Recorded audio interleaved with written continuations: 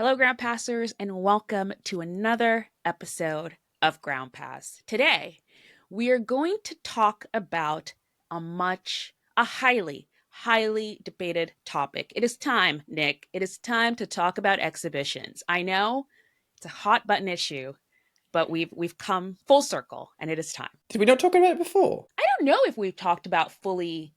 We probably have talked about exhibitions to some extent, but I think based on the Six Kings Slam this weekend and just all the responses I was getting online, I think it is time to finally just let's break it down. Let's break down exhibitions, all the different levels of it. Yes, you are right. We did have a mini moment during Laver Cup, but I think it's time to sort of, break down all the different types of exhibitions, what we think about them, and also give our suggestions of how people should approach watching exhibitions and, what we think about them in general. So, I know it's a hot button topic, everyone, but it's gonna be fun. We're gonna keep it fun and light and joyful. So, everyone, sit back, relax, and welcome to Ground Pass's take on exhibitions. Looking forward to it. So, Nick, as we discussed last week, we are going to be starting every single episode now with a question from the audience. We really loved what happened during our birthday episode. We asked for a bunch of questions specifically for our birthday episode, but we got so many that we couldn't answer all of them there. So we are literally still going through our birthday questions. But if you have a question for Ground Pass about anything at all, please send them in. You can send us a DM on Instagram, on X, Threads, Blue Sky. We're on all of those platforms. You can leave us a comment in the video, in the comment section of this podcast, either on YouTube or wherever it is you're listening to it, or send us an email. Also, we want to hear from you. Send us your questions and we will answer it on the podcast. So this week, we have a question, and this one was from Instagram. And someone asked, what is your stance on pro players and jewelry on court? This is such an interesting question. Nick, I will let you start. What is your stance on pro players and jewelry? I don't understand why you would have a problem with it. I don't. Why? People wear jewelry when they do sports. I wouldn't, but that's because it would irritate me. This is why I have my own personal thing. If I'm moving around, I don't want a thing around my neck, bouncing around or whatever. There's part of me that worries about the health and safety of it. You could actually choke yourself just on something. But yeah, literally in terms of the visuals of it, absolutely no issue. Do not understand why anybody would have it. I mean, yeah, okay, I don't wear jewelry. You don't see me bringing the bling on the podcast, but you have to kind of take it like some people do want to wear jewelry, and as long as it doesn't affect them being able to compete, which I don't see why it would, why would it be an issue? So yeah, let pro players wear what they want. Yeah.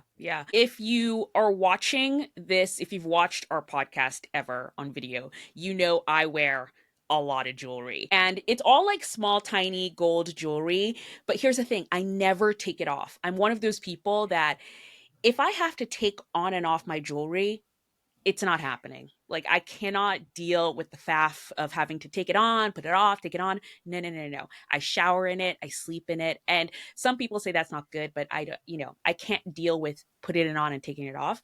So I understand pro players who probably maybe have that same issue.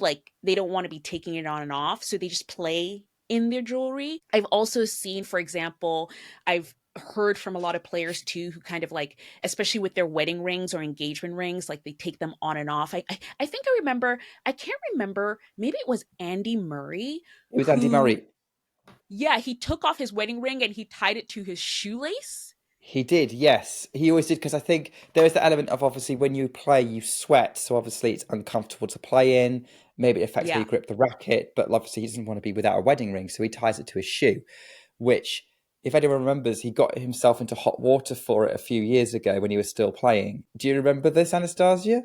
No, what happened? His shoes got stolen. Well, not stolen. So he played a tournament. He was playing in Indian Wells, which I forget whether it was the No. 2021 October Indian Wells or the like when it came back to March in 2022. But I think he had a practice and he took his shoes off. He obviously took the shoes off. The wedding ring was still tied to the shoes, and he had them in the car, or like they parked the car at the hotel.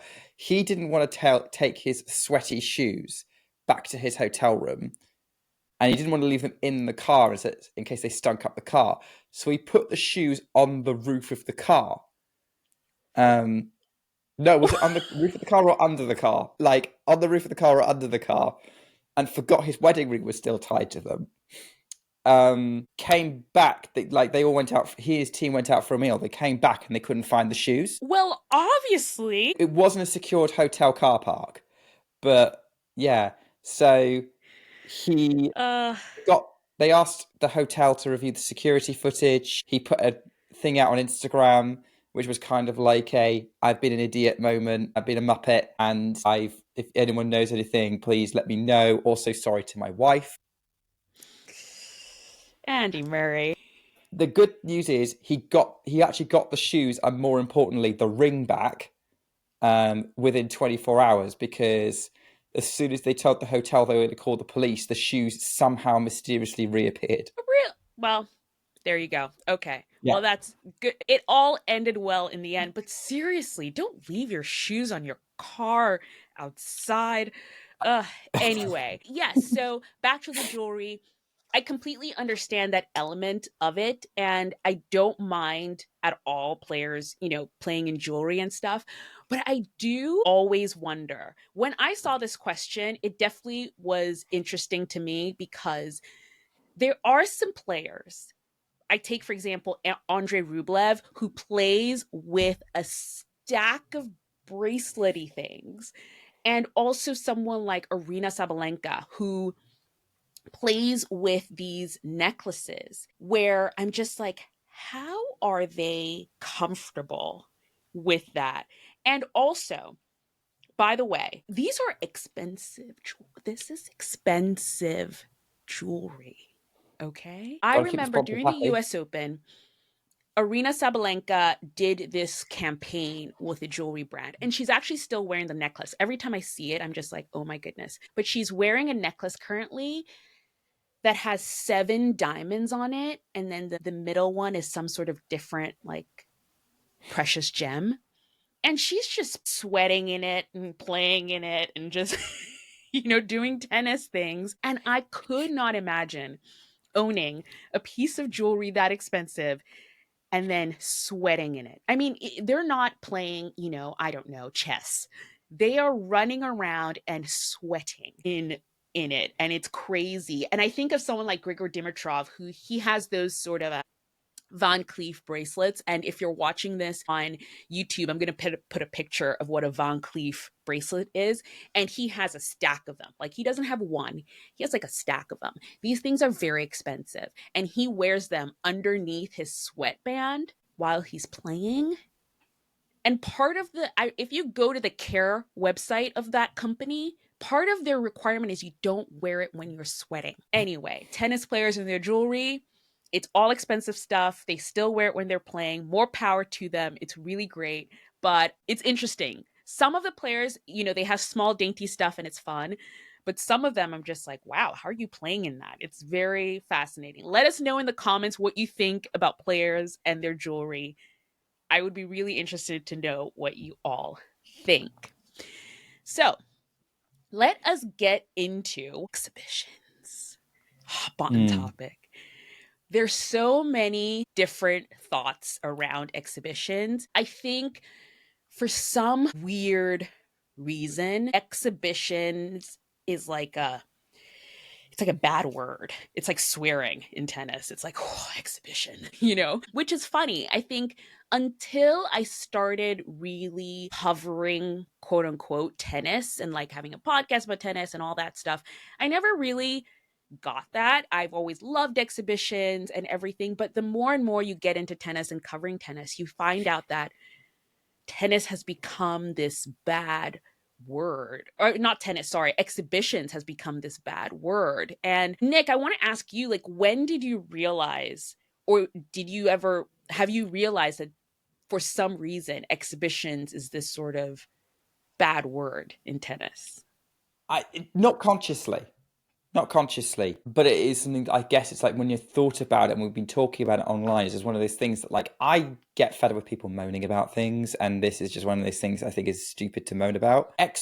From what I can gather, I think there is a snobbery when it comes to Mm, exhibitions, that you're just playing for money. You're not playing for points. You're not playing for anything meaningful in terms of prize. There's no pride of any kind involved, of any, or exhibitions isn't a proving ground of any kind. You're just there to make money. And for some reason, there's this snobbishness about it that might come from the fact that that's always been in tennis, because there was a snobbishness about playing professionally, let alone doing exhibitions. So I think there's an element of that in it. I do think we talked about this a couple of episodes ago about there's this elitism about, oh, like all tennis has to matter and nobody can work out how to make exhibitions matter in the overall narrative of the season, because let's face it, we're not going to talk about the Six Kings Slam again, which is what's prompted this. Like it's not going to figure anywhere in the story of anyone's season of any of these guys who've played it. So I think there's that. And then I also think that exhibitions also are getting a bad rep at the moment because of the whole calendar discussion, because people are using it as a way of undermining when players say that the calendar is too long or there's too much tennis or things like that, and say, well, you're complaining about this and then you're going to play exhibitions. Because, well, clearly it doesn't bother you that much because you're finding a way to play. Why yeah. does it matter? And I think we've talked about that before in terms of it's about rest from the intensity of competition, not a rest from playing tennis, because anyone who knows that you'll be playing on the practice court even when you're not competing. I don't think many players take much more than a week off the practice court. Right. I think it comes down to those three things as to what's going on. Yeah, yeah, totally.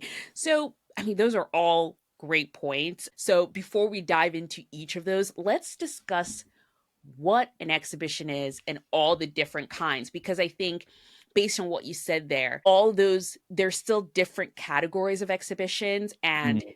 your points fit into different categories. So, I kind of divided the exhibitions into three different buckets. We've got the Mm. what I want to call sort of cups slash charity type events. And when I say cups, I loop in all of the sort of Hopman Cups, all the exhibitions in like December, Six King Mm. Slams. I'm putting them all in the cup bucket a Garden little bit. Cup. Garden Cup, they're all some, you know, we'll come to Laver because I feel like they have a cup at the end of their name, but they're all a little different. But I'm putting them all in that sort of bucket. They're the sort of very clearly for money Yeah. exhibitions. So there's that. Then we've got the charity exhibitions, the sort of doing good exhibitions. They're there to sort of promote the sport of tennis and then also maybe kind of raise money for a certain thing. With that, I am looking at when Casper Ruud and Nadal at the end of 23, they did like this sort of tour of South America with some tennis exhibitions, or when Fidel, Roger Federer, and uh, Rafa Nadal, they did a whole exhibition in South Africa for a charity. So there's that. Then there are the other quote unquote exhibitions that I feel like are on a different level, where we have Laver Cup and the UTS, which is Ultimate Tennis Showdown, which Mm. is, I think they're in a different bucket as well. So let's talk about all those different buckets. So we have, I think, the money exhibitions. I think actually that's a better way to talk about them. They're the Yeah. money exhibitions. They're the exhibitions I think that players play to get some extra money. Mm. They organizations that have money to spend, that want to, have players come and play tennis and promote, an event, pay them a whole bunch of money to come over and play. Now, I think the biggest of them all is the Six King Slam. The prize money at the end, and I think it's kind of been blown up because you can make $6 million at the end. But I think the prize money for just showing up, I think it's 1.5 million. And then if you win, it's 4.5. So the total will get you to $6 million. But that's more than winning a Grand Slam. So that's the big kahuna. But you have other money events like the ones that you talked about, the Garden Cup, which happens in December in New York. Now there's going to be one in Miami this year. We've got the Hopman Cup that was in Italy. Am I missing any others? There's so many I think there's usually things. some kind of Netflix exhibition. There was like the Dal Alcaraz last year. I don't know if they did another one this year. Yes, There's yes, there's one in Abu Dhabi that usually gets held around Christmas. yes. I forget the name of, but that and it would just be the Abu Dhabi Open. But I think that's now become its own tournament. So that actually gets some TV coverage as well and some attention. And players have used that before as a sort of a pre-season warm up. So that kind of happens, yeah. I'm really curious, Anastasia, because there's one of those ones that you've listed which I'm not sure I would count in the same vein, and that's Hopman Cup. Why are you Mm. counting Hopman Cup in that mix? Because I feel so when I talk about these sort of like money exhibitions, the way I see them is that the players come, they get paid to play, but it's also the most sort of fun, quote unquote, of all of them. Like Hmm. when they're playing it, they're also there to entertain as well. And at least from watching Hupman Cup, it seems to fall in that category as well. Okay. I would disagree. Obviously, I didn't watch Hopman Cup this year, Yeah. but From what I historically, watched this Hopman. year, it was super fun. So maybe it's changed. But so for those who don't know, Hopman Cup is another one of those ones that is a mixed event, Mm-hmm. like the Yeah. United Cup, where you play for your country and it's men and women together. And actually, it traditionally was the precursor to United Cup Yeah. because United Cup effectively replaced it as an idea. It used to be one of the Australian Open warm-up events. Uh, that's that. So in my mind, it's still like that, and it's still trying to be relevant as a Yeah. country's competition. I think probably when it was still the version of United Cup, like when it was the United Cup, that's what it was. Mm. But since the United Cup came into play, the last two editions of the Hopman Cup that I watched were very kind of just fun Mhm. hits, basically. Like I watched, and the only reason actually that I watched this year's Hopman Cup, because this year's Hopman Cup happened right after Wimbledon, just before the City DC Open. And Flavio Caboli was playing both. Flavio Caboli went Yes. deep at Wimbledon, was playing Hopman Cup, and then was in doubles and singles at the City Open. And I was thinking, how in the world is he trying to do this? Because there was only a week in between Wimbledon and the City Open, but he did it. I remember he flew into DC from the Hopman Cup and basically played the very next day. Like he had no break. So I was watching the Hopman Cup just to see how he did because Italy then they won the Hopman Cup this year, and it was very much just a fun. They seem to be having a fun old good time there. It wasn't they weren't it definitely was not on the level of a Laver Cup or even a UTS Yeah. at that. So And I that's why I think put it in that level. that's fine. Fine. And I think fun is an important word to use when talking about exhibitions because I don't think we actually discussed what is an exhibition. Like we haven't given a dictionary definition or a ground pass definition of Yeah. what we mean by an exhibition. Like we've just kind of gone into like different types and things like that.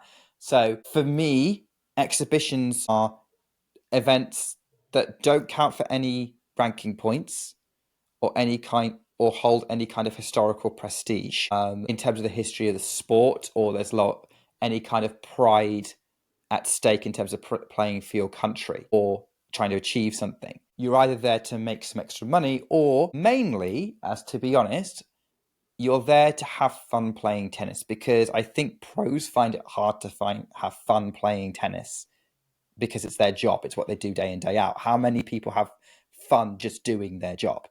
Very few Yeah. of us. So that's a key part of it. And also it gives them opportunity, like when you're in competition, unless you're Alexander Bublik, you're not going to be doing kind of the more experimental tennis shots. And so that's where exhibitions come in. You're trying to entertain not just by the intensity of competition, but also showing off what you can do. And it's an opportunity to kind of show off a bit. And so I guess that's what it means by exhibition. An exhibition is, it's not official, it's not for pride, and you're trying to entertain in a different way. I don't know if you want to add or tweak that definition, Anastasia.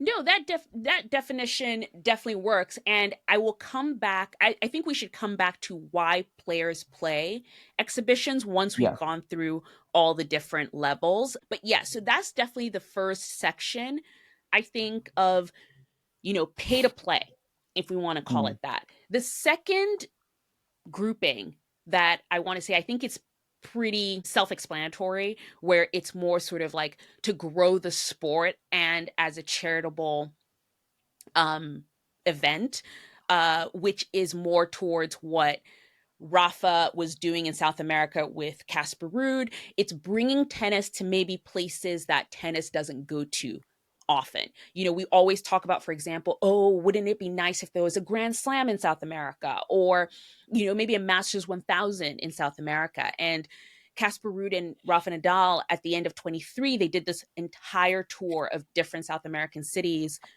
and they played all these matches in those cities. Or, for example, when Roger Federer and Rafa Nadal played a tournament for charity in South Africa. There isn't a big tournament in South Africa. And here are two of the big three playing a match in South Africa. It wasn't for points. If you watch, I think you can actually still, if I can find a link to the event, I will post it in the description, because I think it's still online somewhere.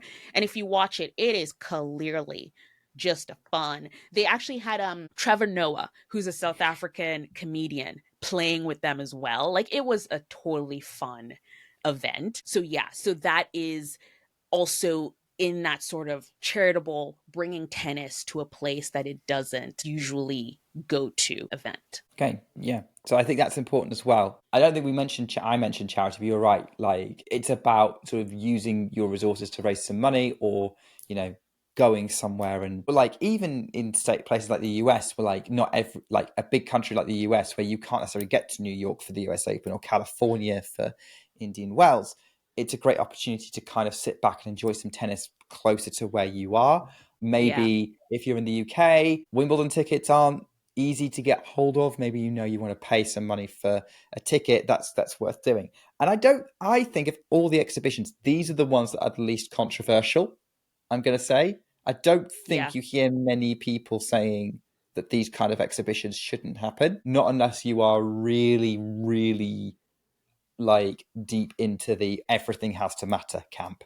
right. So I don't think these kind of exhibitions are controversial. Correct me otherwise. But we Yeah, don't no, see them very they're often. totally not. I think you're right in terms of mostly they're not. I think it's mostly, like you said, people who are just like everything has to matter, or when it comes to the schedule. And Yeah. I know, for example, Casper Ruud didn't really have a great 2024 season, and a lot of it was attributed to like, oh, maybe he should have taken a break instead of going to play exhibitions, you know, throughout the month of December, basically, with Rafa Nadal. But different topic for a different day. We will probably talk about schedules at some point. And then the last two, which I think we will put in the same bucket, I would say these are exhibitions, or even, should we be calling them exhibitions, or are these just tournaments that are not part of the main tour? These are just Mm. separate tennis tournaments that do not exist in the sort of official tour. And I would list under this Laver Cup, UTS, maybe World Team Tennis that happens in January, kind of December, before the season in Australia starts. And these are tournaments that players play for points within those tennis tournaments, within those systems. They have a trophy, they earn prize money, they get appearance fees to be in those. These tournaments happen, every year at this point. And the reason I'm separating them from exhibitions, and should we even be calling them exhibitions, is because at least for Laver Cup and UTS, a lot of players seem to take these tournaments very seriously in the terms of, with Laver Cup, with Team Europe and Team World, some players take this seriously as in they want to win for their side. The coaches who are coaching them take it seriously as in for the coaching part of it. With UTS, they're actively trying to see if they can, change the sport and make it more accessible to new fans by creating a different way of playing the sport of tennis. World Team Tennis is a totally different thing. It's like sort of like a mixed tennis event with, it's kind of like a team sport. They've kind of created a tennis as a team sport kind of vibe. So that's why I kind of want to separate them from even exhibitions. Do you agree or no? I would agree with that, yes. Actually, do you know how long World Team Tennis has been around for, Anastasia? Not officially, I don't know. 1973. Wow. This has been around for literally freaking years. Ever. Wow. But nobody really talks about it anymore because, and this is the thing, right? I agree with you that exhibitions like Laver Cup and UTS and World Team Tennis are not exhibitions in the sense that, yeah, they are actually competitive. People care about them, but for different reasons, I think. And some of them are rivals, like UTS and World Team Tennis, Ultimate Tennis Showdown, World Team Tennis. And some are events that aren't worth points, but are trying to gain legitimacy within the established tennis structure. So, Laver Cup, the matches in Laver Cup count towards head-to-heads in the ATP. Yeah. So there's a sense that like they're trying to create this event where winning it matters, and people will talk about, oh, remember when this person won the Laver Cup. That was always going to be that was always the goal when it was created. It was meant to be adding something to the tennis calendar, not create an extra fun thing. And then you get to things like World Team Tennis, which came about in an era in the 70s where tennis was still finding its feet as a professional sport. I'm going to historian mode here, like, because this, you prompted me saying this by saying the main tour. Did you know in the 1970s there were two main tours on the men's side? There was the On the men's ATP side. tour.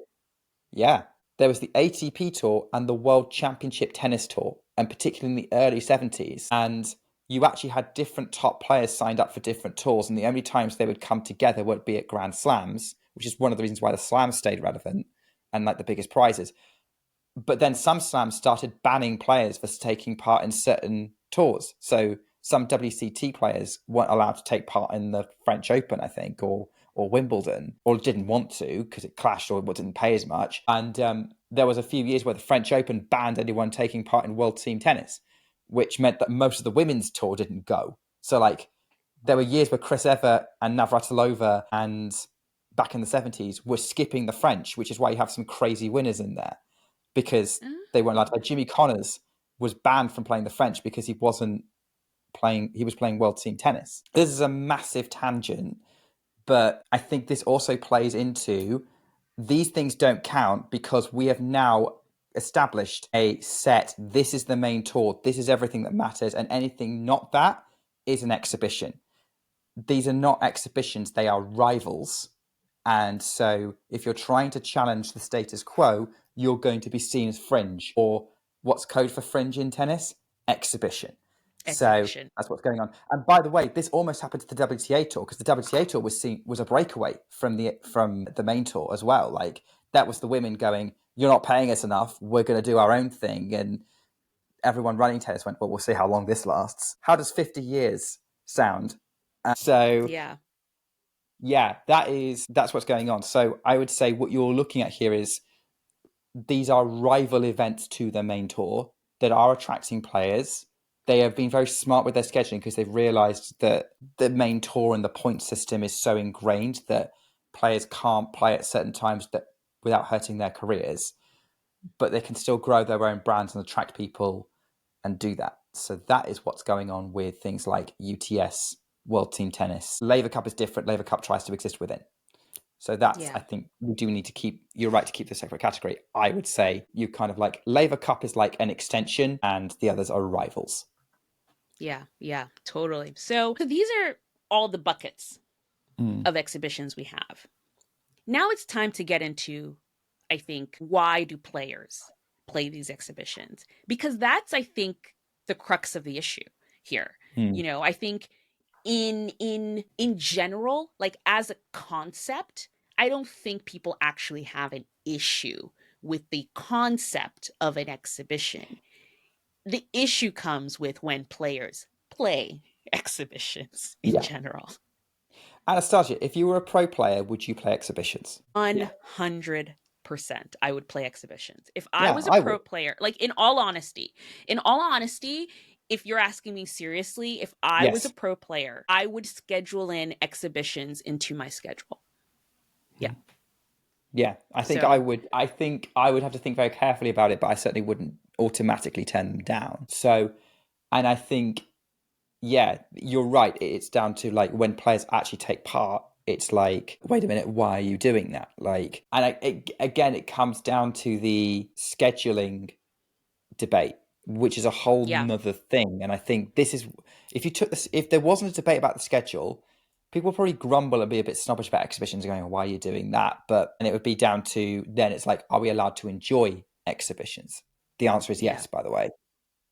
Yep. Like, there shouldn't be a debate over whether you're allowed to enjoy an exhibition as long as you treat it for what it is, but don't say what it is lesser. If you're saying that players taking part in exhibitions undermines calls for a better scheduling of tennis, you've got an issue because, again, it's down to well, first of all, exhibitions aren't necessarily, if we take out Laver Cup and UTS and the rivals where they are trying, like the proper exhibitions, the charity stuff, the pre-season warm-ups, the money stuff, saying, well, why are you signing up for that? And it's like, well, first of all, it's not intense competition, so it's not the same. And even if it is, I think it comes down to your mindset of, I want to watch tennis, you guys are here to play tennis, stop complaining and play tennis. It's your job. It's your job to entertain me by playing tennis.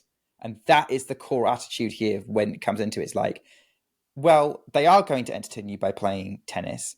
I think the issue is, like you're basically saying these are the only people who are not allowed to complain about their jobs. Like, Right. Yeah. I complain about my job sometimes.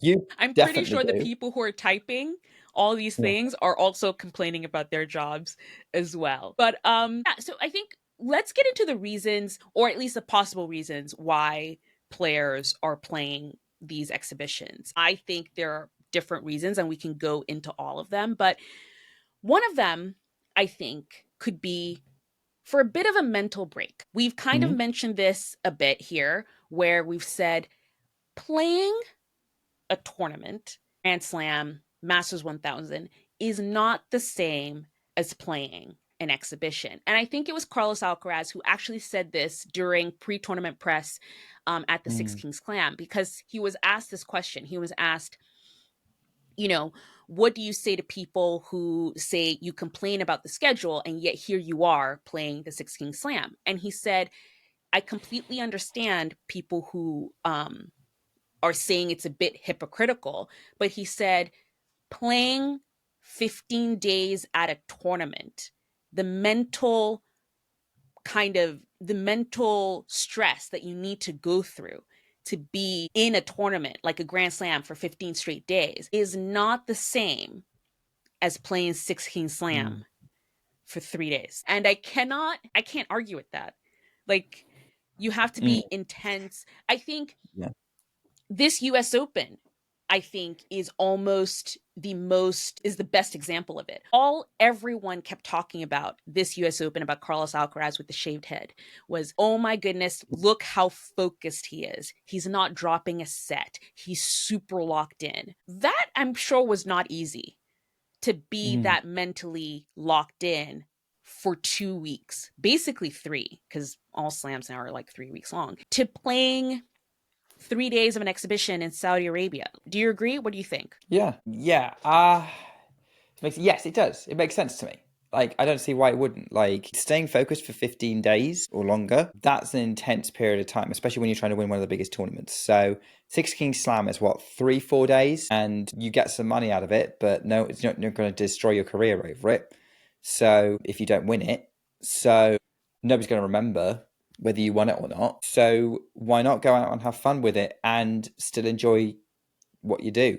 So, I don't yeah, I would agree. I think that doing something that's less intense is a good thing. I think we also have to be honest and say, yeah, players are also doing this for the money. I don't think we should pretend otherwise, and I don't think we should not mention that. Yeah, that was the next point. The next point Yeah. is players are doing this for the money.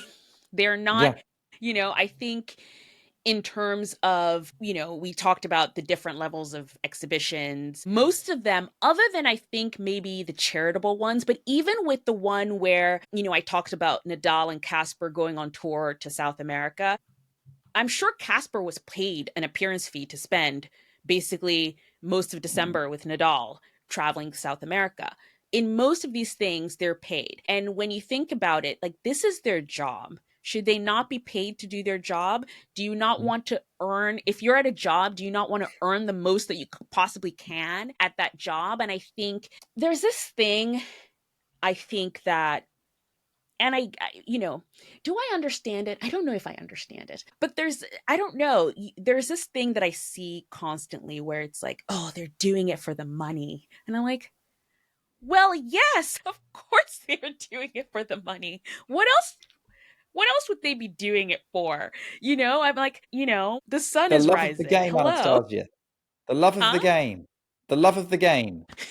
They're doing it for tennis. Of Yeah. course they're doing it for the money. The sky is blue. Like, what else are they doing it for? Shocker. Sinner, who doesn't play any exhibitions, is playing an exhibition that pays him $6 million. He's doing it for the love of tennis. So, I think that is a completely valid reason for playing an exhibition, is doing it for the money. They're thinking of their future. They're building academies. There's a Carlos Alcaraz Academy. Yannick Sinner just announced his academy. They've got bills to pay, guys. They've got bills to pay, people to hire. So I think doing it for the money is completely valid. The next point that I want to bring up, a possible reason why they're doing it, is to try out new things. Now, very interesting part of this, which I love to get into the nerdy stuff. And Laura Robson was one of the announcers of the Six Kings Slam, and she did a few kind of like behind the scenes, like she did like a hit with Yannick Sinner, where she was trying to return one of his serves. And in her sort of like post, she was like, oh, it was really hard, and she was talking to the other presenters and stuff. She was like, I used one of his rackets, and it's his next year's racket. So Yannick Sinner at this exhibition was trying out his next year's racket, trying out new things.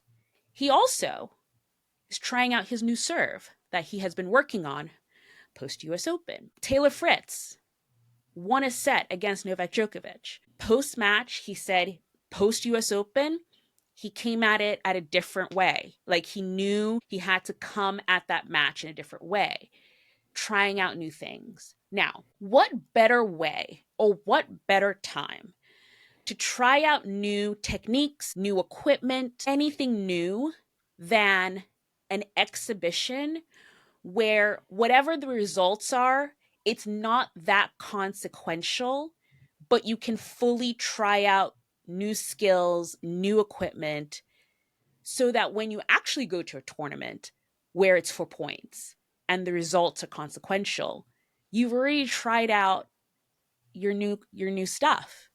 you know? And I don't know why people don't see that. Again, maybe people didn't watch the exhibition, so they don't know that, but I did.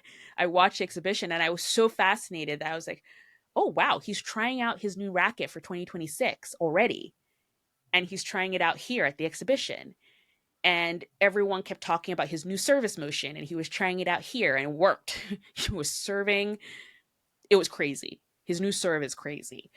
So watch out the rest of the tour. But yeah, so it's like these are the opportunities.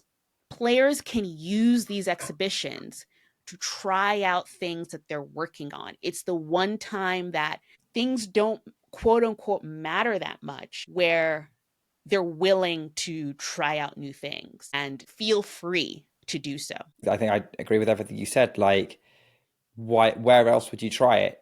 Because the practice court will only tell you so much. You've got to see, maybe depending on where you're trialing it, it may not be the most intense combat, but it's the closest you're going to get than just playing a practice set against somebody. So I think it makes sense to try these new things out, give it a go, free from consequence. I don't really have anything more to say to that, to be honest. I have a couple of, so I posted on Threads and most of our social media about this episode that we were going to record, that, about exhibitions and stuff. And we did get some responses for about that. And I just wanted to bring up a few because I think it's worth kind of talking about and responding to. And we heard from Midnight Train to Georgia. Very good name. Midnight Train to Georgia from Blue Sky responded to say, people keep insisting exos are real. They are not. The players simply won't kill themselves like they would in the final of a slam. They may play harder than they would in a low-level real tournament, which is a warm-up, but not the same. My 2 cents. So this is a sentiment that I've seen a lot as well. You probably have seen a lot as well. And it's the whole thing where it's like exos aren't real. Players are not playing to their real level. And I saw this a lot, especially in reference to Taylor Fritz. Poor Taylor Fritz. He's always catching strays. But when he beat Carlos Alcaraz at Laver Cup, and then now he beat Novak Djokovic in that first set before Novak Djokovic retired. The response, and it's always, and I get it, I understand. These are fans of players who obviously are defending their player. And the response is, oh, well, it's an exhibition. So, of course, Carlos was not playing to his full level at Laver Cup. That's why he lost. Or, Novak wasn't playing to his full level and stuff. But I feel like, it almost disregards the work that the other player is doing as well. I don't know what you think of that sentiment. I basically think it disregards the work of the other player and the work that they're doing in order to work to beat the other person, because it's almost like saying, even in a main tour event, if someone beats someone in Madrid, but then loses to them at Queens and Wimbledon, oh, it's because in Madrid that player wasn't playing to their top level. Which is it? Because I feel like different surfaces, different conditions, different things lead to different results sometimes. Yeah, I had I had a kind of back and forth with Amy Lundy, who's a kind of a commentator on X, about the use of the word level. And I don't think people use this word and don't really know what it means. Even commentators don't really know what it means. So let's put it like this. I think level can mean lots of different things in this context. Like, even in the sentence that you were just saying, because when you started, level meant effort. And then the end of the sentence, level meant ability. So there you go. So let's try and take that word out. What do I think? I think it brings about, I'm kind of repeating a point I made earlier in the podcast, like this idea that it's not worth watching tennis unless everyone involved is putting in maximum effort. And if people aren't, then it's not a waste of time. Now, if it's a competition, I can understand why you would say that. But again, you need to decide, like, what competition should Taylor Fritz break everything he can to win Eastbourne as a warm up to Wimbledon? just to put that out there. Like, or should he play to what he needs to still have lots of energy to try and beat Carlos Alcaraz and Yannick Sinner and win Wimbledon? So let's put that out there. Should Taylor Fritz be putting in maximum effort to win the Six Kings Slam? Hell no. Like, Six Kings Slam is worth money. It's not worth any kind of prestige or anything like that. No disrespect to the event, but I'm treating it for what it is. It's a fun event. Fun is fine. Fun is fun. Fun is good for both the players and the fans. Now, I am guilty of this. I don't tend to watch exhibitions because I know it's not a maximum effort scenario. I know what it is. And like, it's a choice between that or watching a couple of people who are putting in maximum effort, which will be more entertaining. And I feel like, but I'm also watching it for stakes as well. And I struggle with the stakes of exhibitions a lot. To watch on TV. If there was an exhibition happening in Birmingham or Manchester, which are the two nearest big cities to me in the UK, would I go? Would I buy tickets? Yes, I would. Because I want to go watch tennis. It's a different thing. And I think watching the kind of experience you get from an exhibition is far better in person. You went to the Garden Cup last year. I think you've already had more fun there than you would if you'd watched it on TV. Correct me if I'm wrong. But that's kind of where I'm at with it. Is I fully support choosing to watch something where everyone involved is putting in maximum effort as your number one choice when you have choice. If you don't have choice, just enjoy it, or you are allowed to choose just watching your favorite players regardless of whether they're putting in maximum effort. That's okay too. Like, if someone like if you're a big fan of Leylah Fernandez, I think you'd watch her whether she was playing in Osaka, she was this week, or whether she was playing some other an exhibition like Garden Cup. That's okay too. I don't think you're watching just to see that. You're just watching to see her. Six Kings Slam. If you're a Sinkaraz fan, you're watching for them. And it's okay if they're not putting in maximum effort and they're not going to do a 5-hour classic. So, yeah, it's not about... If you only want to watch maximum effort, fine, because I sympathise. Don't tell me not to watch if I'm watching it.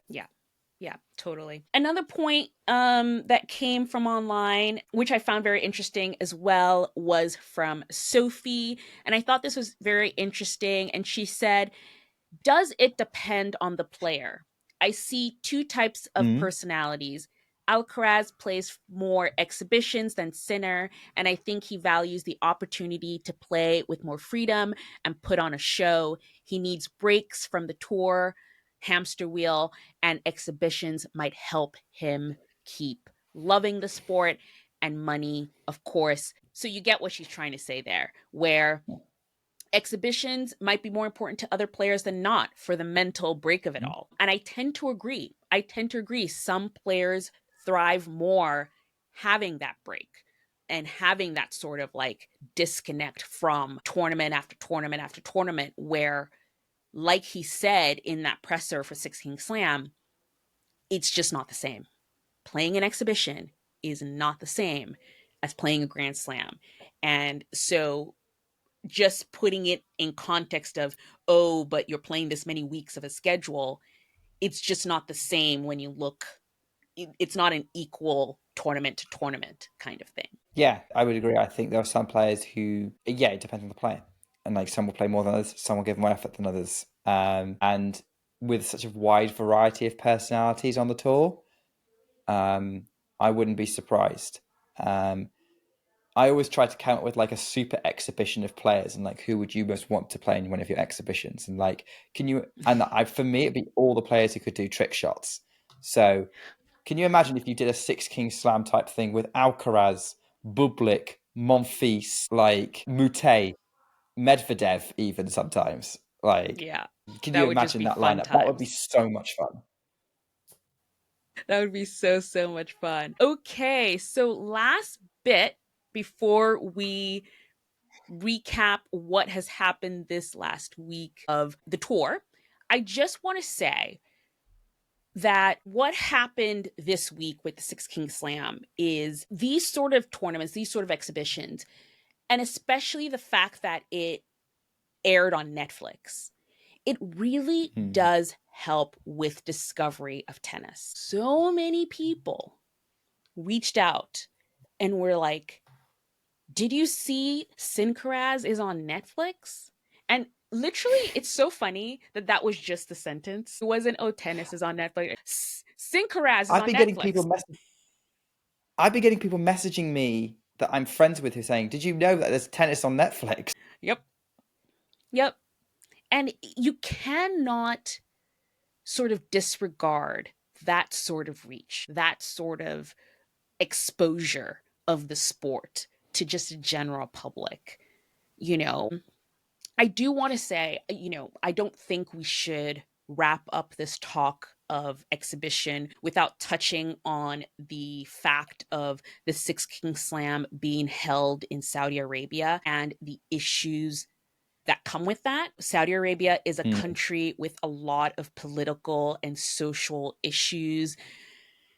I will put my hand up. I am not an expert on all of those issues. I would say definitely research that on your own. I do know that there are definitely civil rights and human rights issues in Saudi Arabia that I've researched on my own, and I've made my own sort of personal choices of how I watch and interact with all the sort of media coming out of that country. But we are in a world now where we have the Six King Slam that is hosted in Saudi Arabia. The WTA finals is hosted in Riyadh. The whole WTA finals is in Riyadh for at least multiple years now. I don't know when their contract is till, but I think it's a it's going to be multi-year there for a deal, yeah. while.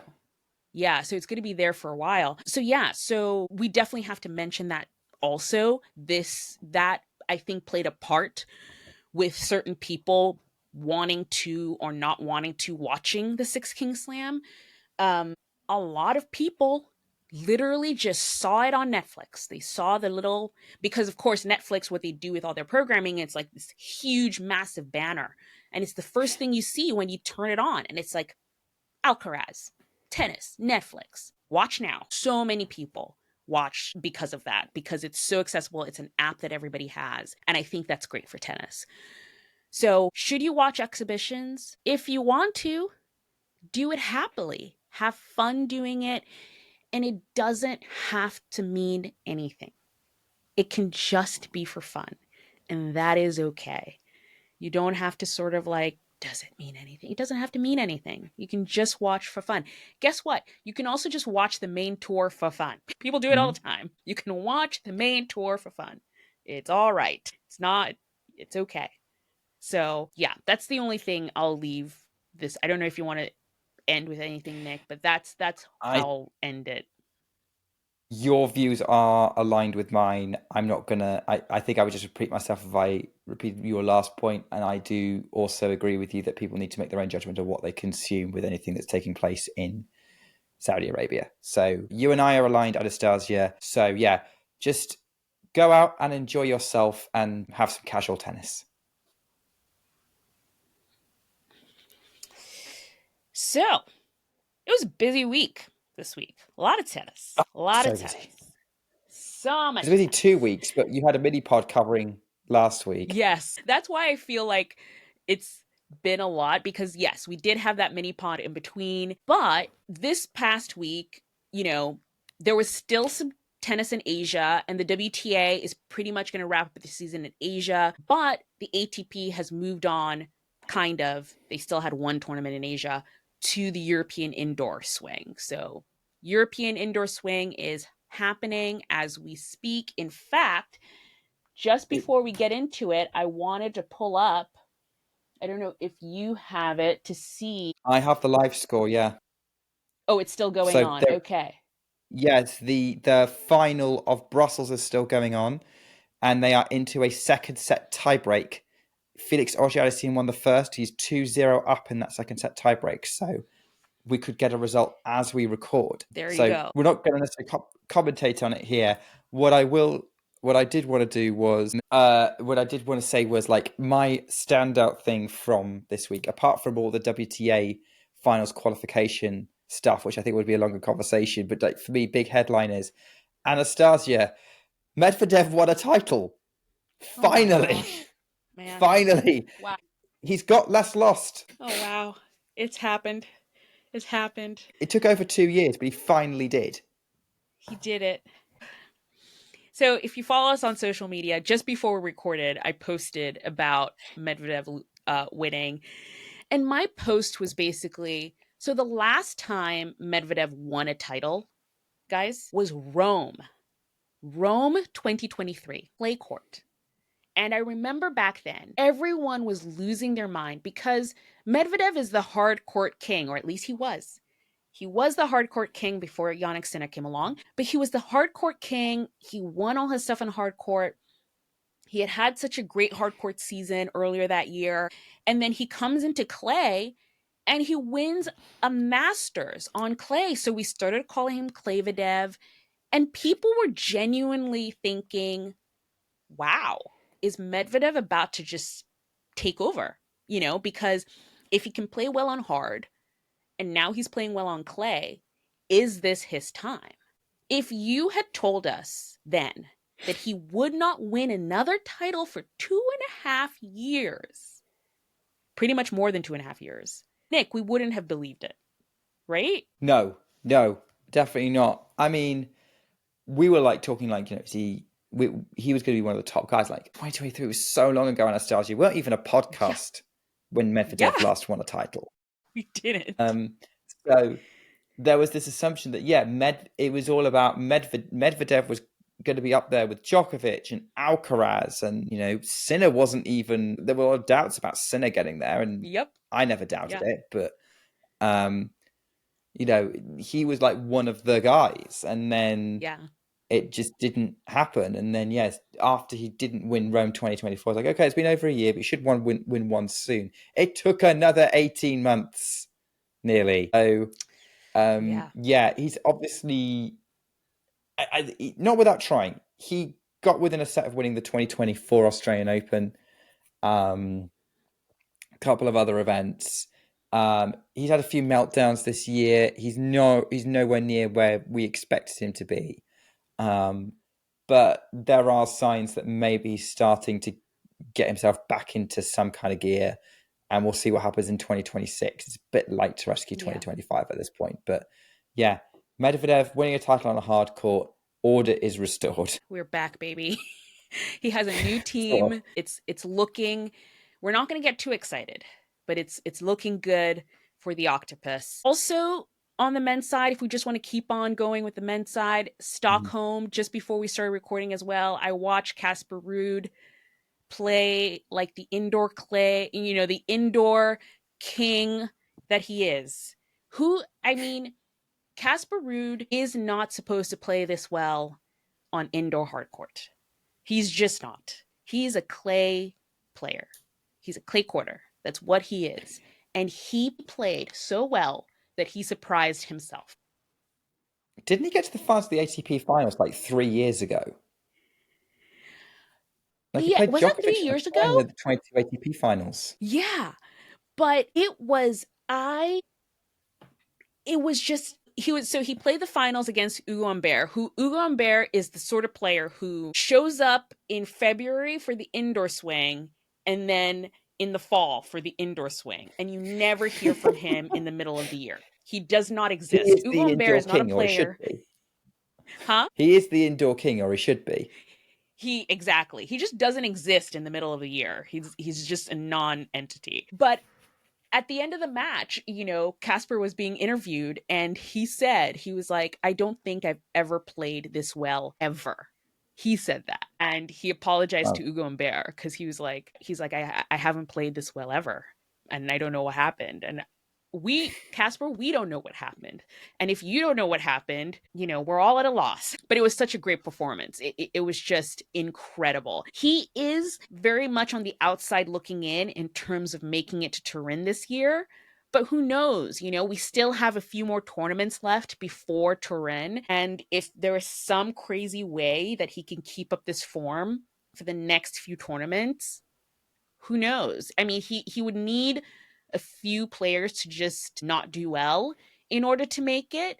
But that was a really, really great performance by Casper Ruud in Stockholm. Yeah, and getting his season back on track after struggling a little bit because he won Madrid and then got injured, and then it's just messed up his season a lot. So it's good to see him back on track. One of the people that he's waiting to see if they have a bad season or bad run of results is Felix Auger-Aliassime, who is probably not going to be on that list, depending on what happens next, because he's currently on match point for the Yeah. title. Oh no, he's just lost match point on his serve. It's 5-6 as a man on the match point to come on the Hechka's serve. So So maybe we'll have to come back to that. yeah, we'll have to come back for that. What also Oh yeah. happened in Brussels is we have the doubles champions in Brussels, which, you know, it's the story that keeps on going that I keep talking about and I will not stop talking about for the rest of the season is Evan King and Chris Harrison won the doubles title in Brussels to keep themselves in the running to make it to the year-end finals in Turin. They're currently number 8 in the race, and they just might make it. You know, there's still a few more tournaments to go. They're right on the edge, number 8. And to me, it's one of the most incredible stories. If they make it to Turin, they would be a team who could not get into qualifying at the beginning of this year because they were so low ranked. They needed a wild card to get into qualifying at the Dallas Open, which was the start of their incredible run. And now they might make it to the year end finals. So, They really would. guys, I mean, like, let's face it, that's going to make them like big. I guess like they're going to be the story. That's going to be the Grand Pass story of the year, pretty much, because I mean, I they kind of caught our attention right at the start of the year, and well, caught your attention at the start of the year, and yeah, just run with it and got great results. And they beat their rivals for that Turin spot, Hugo Nice and Edouard Rajavasalan, to extend their points advantage over them to 300 with 2 tournaments to go, or two yeah, big playing weeks to go. There's a lot of points to be won between now and then, but that's going to give them a big boost, especially since it is between those two teams for that final spot. The doubles, it's interesting given how open the ATP singles field is, that the doubles field is pretty much locked down apart from this set. So, but I'd say with this result, Harrison and King are probably the favourites to make it. Yeah, we're not going to bring you a result from the singles, no, by the we're way, not. because No, here at Hechka's won the second set. yeah. Felix Yuri's Auger-Aliassime. like, don't count me out. Yuri says, Mhm. don't count me out yet. Don't count me out just yet. Mhm. But we had some winners on the WTA. So there's We that. did. So we were talking a lot about the race, right? Ningbo had a lot to do with the race, and you were following that one with glee. There's 2 spots left with 3 players in the mix: Mira Andreeva, Jasmine Paolini, and Elena Rybakina. Mira Andreeva lost early to Yes. Zhilin, so that's opened her up. Jasmine Paolini then overtook her by reaching the semi-finals, lost to Elena Rybakina in that semi-final, and then Rybakina won the final today to close the gap up to like 15 points to Mirror. So now it's Yep. basically like if Rybakina wins because it's now going to next week in Tokyo. If Rybakina wins a couple of matches, she's in the finals, which, given the season she's had, is pretty impressive how consistently in the mix she's been at every tournament. To get another trophy, for me, is like, that's a big deal for her to really turning around this form that she's in and returning her to being a top level contender. Uh, that being said, she did beat Katerina Alexandrova in the final.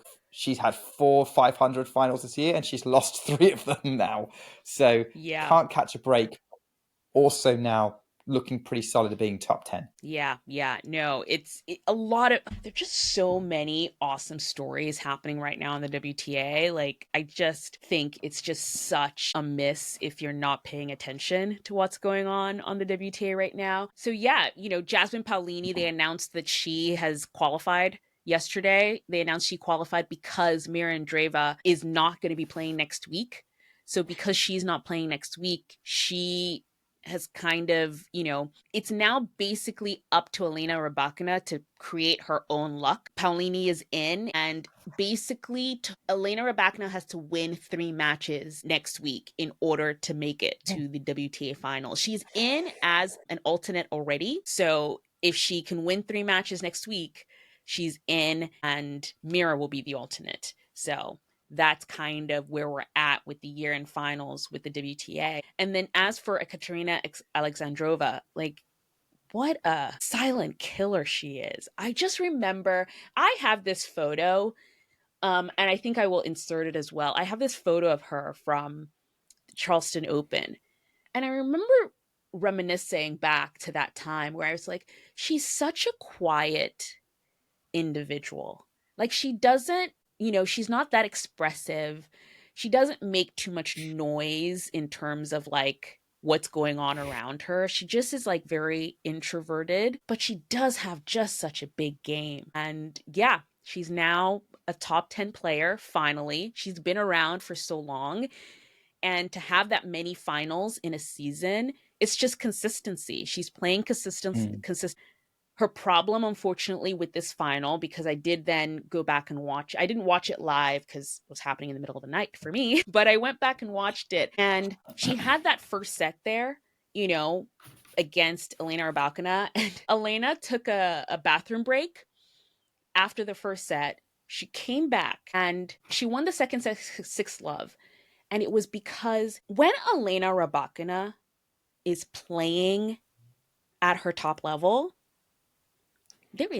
I'm sorry, but there is no one that is beating Elena Rybakina. She just can hit this level of hitting serves, and the ball just hits the middle of her racket, and you're just like, why can't you play like this all the time? Why can't you just do this all the time? And I know it's not easy to do that all the time, but my goodness, she just could not miss. She could not miss in that second set, and it was so beautiful.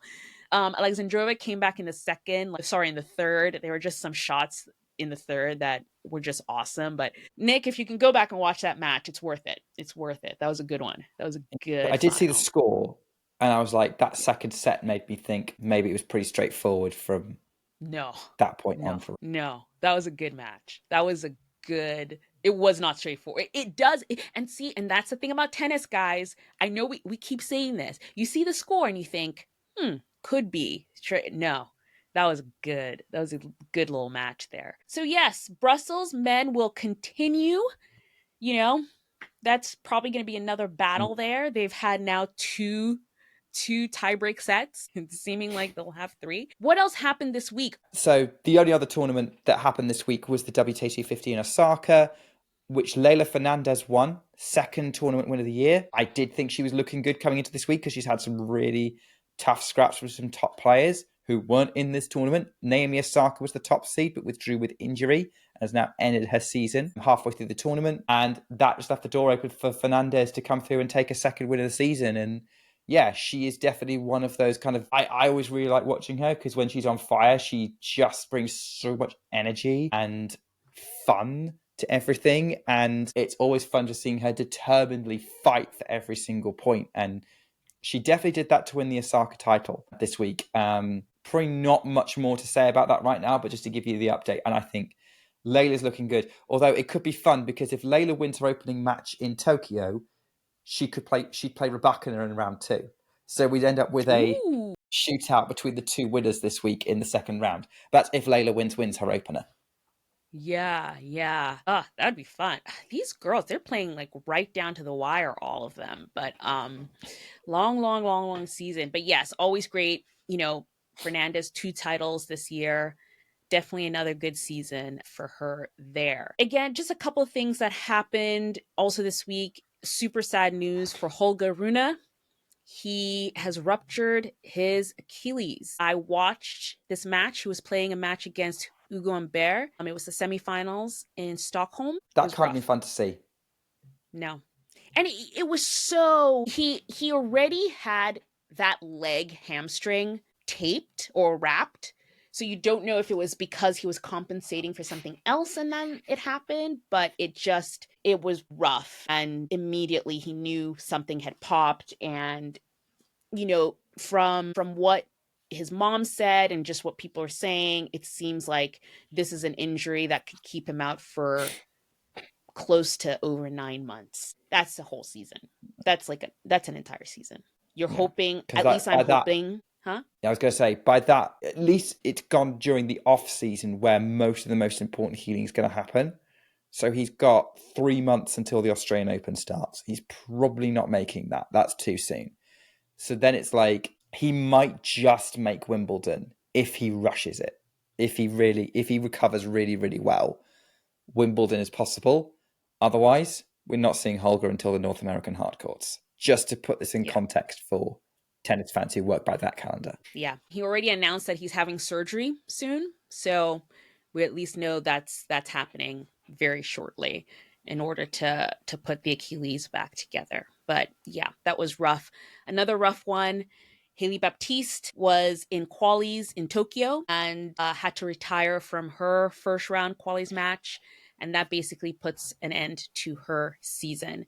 Pretty unfortunate. I talked to her literally the night before. The interview is already out. It's the last episode of our On Tour series. I will link that in the description of this podcast episode in the show notes, where she talked about Tokyo being her last tournament before she started her off season. It's a really great conversation just about how her Asian swing has gone, her season in general, and also what she's hoping to accomplish in her off season. So really, really great episode with Haley. Really unfortunate to see that she had to retire from her quali match, and just wishing her the best for her off season and the coming season. So, what is coming up next? What is up next, Nick? What are we looking forward to next week? It's another one of those you get a 500 weeks. So you've got two happening at the same time on the ATP Tour in Basel and in Vienna. We're really winding down the ATP Tour now. Like, whenever I hit the week where it's Basel and Vienna, I'm like, oh, it really is the end of the season. That's how I always feel. When it's cozy autumn vibes and everybody's warm inside playing or watching tennis. Not so much cozy autumn vibes in the women's side because they're still in Asia. We've got the Tokyo 500s we've been talking about, and the Guangzhou 250, which, has got a few Grand Pass favourites in that one, but no big players. Tokyo 500's got Rybakina, and it's going to be the top seed because Paolini has literally just pulled out. Ooh, there you go. Literally, as we've been recording, I think as we've been recording, it's been announced that she's pulled out.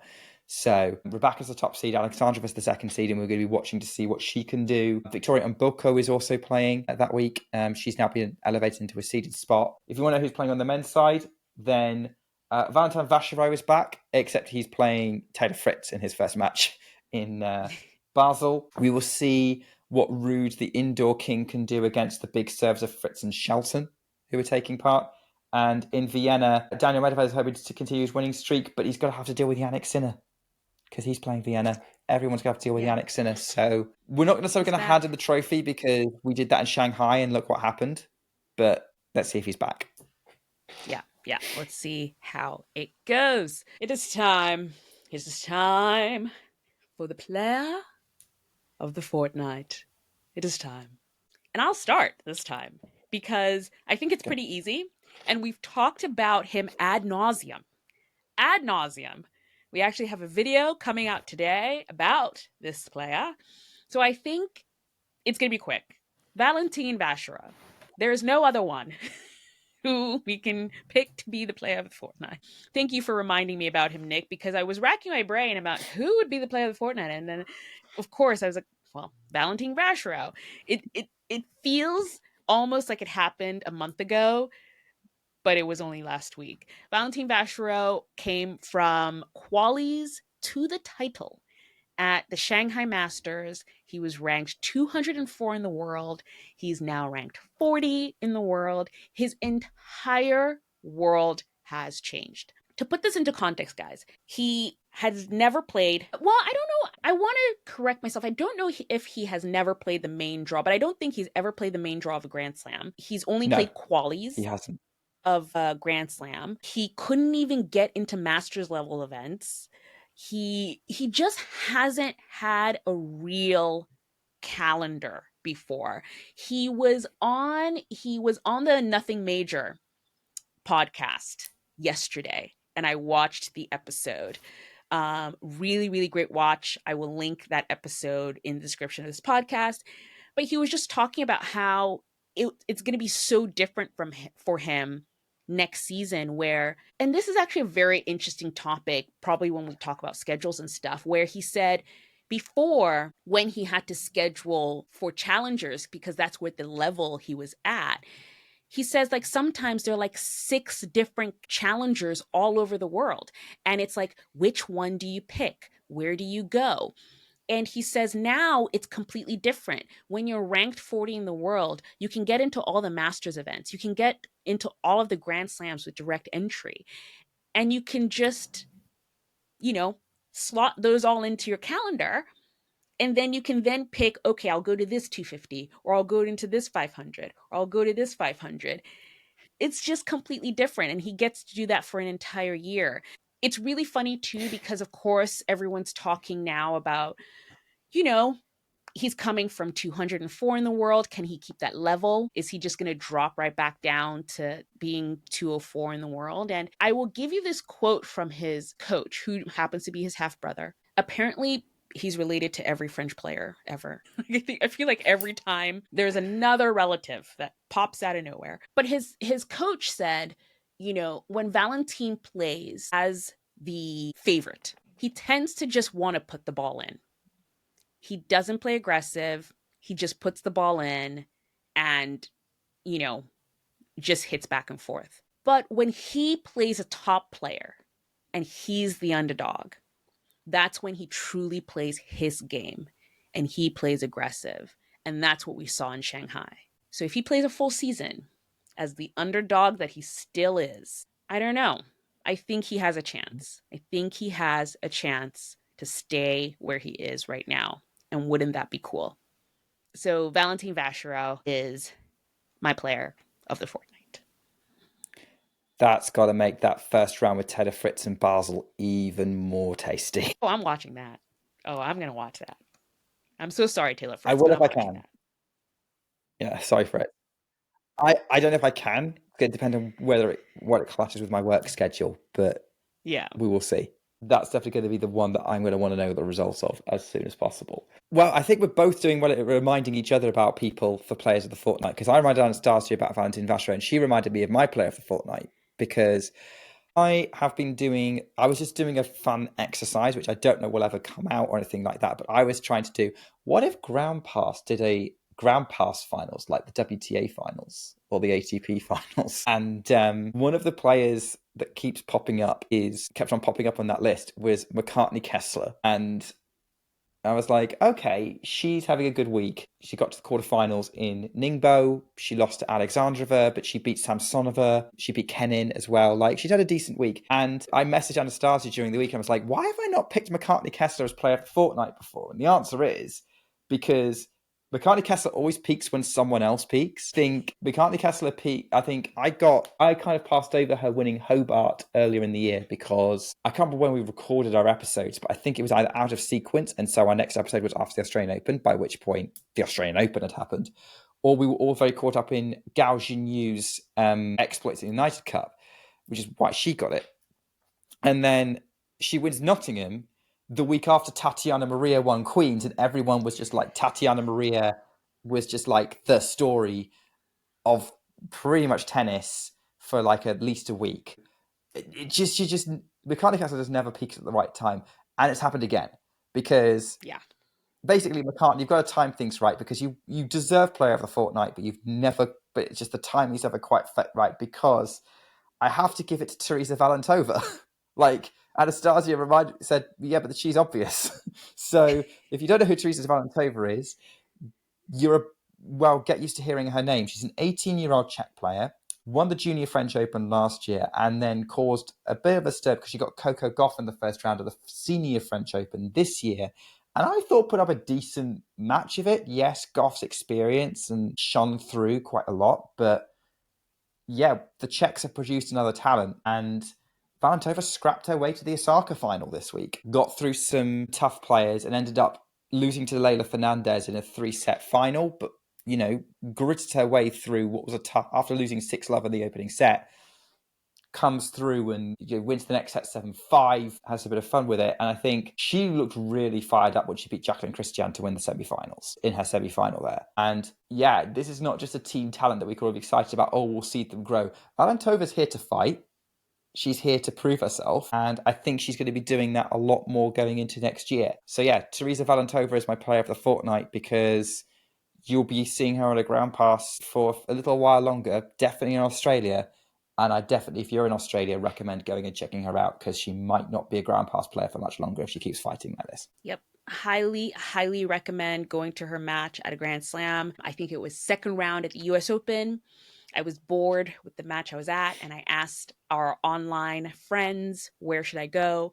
Everyone pointed me to her match against Lucia Bronzetti. I went, and I was not disappointed. She won that match against Bronzetti, and it's still one of my favorite matches that I watched at the US Open this year. She is one to watch. Nick, Felix Auger-Aliassime is a breakup in the third. We're going to wrap up this episode.